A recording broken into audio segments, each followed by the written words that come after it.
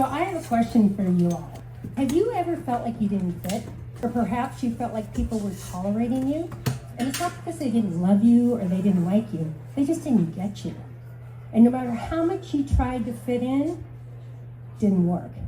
And that, trying to fit in is like exhausting.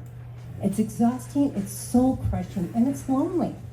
And if any of these things describe how you've ever felt on a kind of an ongoing basis, you may be what I call a limb dweller. So as Karen said, you're waving at me? Oh, thank you. See, there's one right there. So again, my name's Watchie Stamato, and I'm the founder of the Limb Dweller Hub. And the Limb Dweller Hub is a place where women can come and they aren't alone. It's where we celebrate your differences, it's where we embrace them, and it's where we play with your limb dwellerness. So if any of this jives with you at all, go to my website. There's a free quiz called Are You a Limb Dweller? Okay, so why am I talking about this now? Besides for it's a great opportunity. I am talking to you about this now because I was on a limb when I found Faye, and when Faye found me. And I was so lonely, and I met this collective of women. I thought it was another networking group. I was like, who's this Karen chick? Yeah. And I met with Karen, and I dove in. I found a group of women that were generous and kind and forward thinking, and they all wanted to make a difference in the world, and I was in. And like I said, I dove in.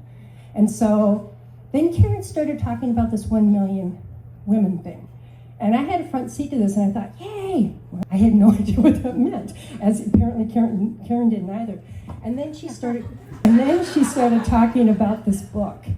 And I got to tell you, when it was called Being Brave, and she talked about this book, I went, I'm in. Not only do I want to sponsor it, but I want to have a story in that book. And I'll tell you why. To me, it's like it harkens back to a time when women used to sit around in circles and they would tell stories. And they would share. Generationally, we've been doing this for centuries. Because women had no voice, but we had our stories. And that's where our power was. And that's how we transmitted that power and that internal knowledge, that wisdom from from shamans to great-great-great-grandma. And we don't have that anymore. And so when Karen started talking about this idea, something sparked inside of me. I thought, you know what? I have an adopted daughter. She doesn't know she's adopted, but I've been mentoring her for years. I call her my adopted daughter. And I have nieces, and I have these women, and I've worked with women in their 30s, and they don't know what to do so many times. There's no guidepost. They don't know because we don't sit around in those circles. We don't share stories like that anymore. So to me, this was a no-brainer because it to me was so much more than a book. This to me was a movement. It was a moment in time where we could tap into that ancient wisdom that we all have, right? And share it with each other. And I know there's other books out there, that's great. But to me, this has something more because there's a heartbeat to this, and there's meaning and there's depth to it. And so I just want to say, if there's anyone out here that thinks your story doesn't matter, don't kid yourself. Don't kid yourself. What you think might be boring and mundane could transform someone's life. True. Yeah. But it's true, right? Oh, I have 1 minute? Are you shaking?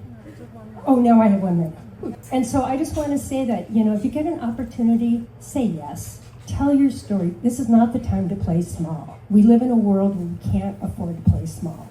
And we need to reach our arms and our hands and our spirit out to those that are next to us and coming up the ranks. So, and it's special, I think I have 30 seconds left. I also want to thank this group. Last time I was here, I was bald, and I had just started going through chemo, and I walked in, and it was like a warm hug, where people just, glad you're here. And that's the kind of thing you never forget. So I just want to say that welcome. This is such a celebration, and it's so much more. And I'm so grateful I said yes.